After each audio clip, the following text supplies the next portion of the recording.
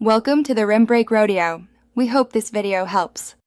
You start by turning on NFC and getting the phone ready.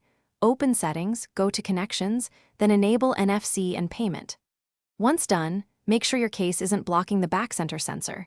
Remove it if it's thick. You should also check for a system update. Updated firmware avoids tag compatibility issues.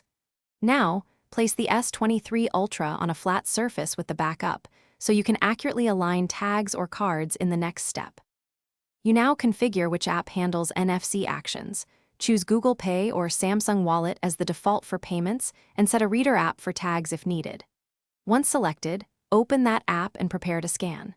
When you bring a tag or card close, align it to the phone's back center sensor and hold steady for 1 to 2 seconds.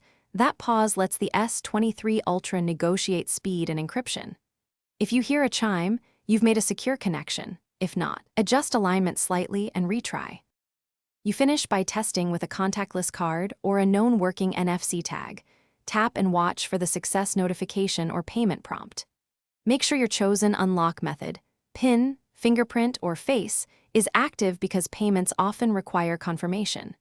If it fails, toggle NFC off and on, reboot the phone and try again. Remove the case and retry with the tag directly on the back center area. If problems persist, clear the wallet or pay app cache and test once more. Thanks for watching. Consider subscribing if we helped you.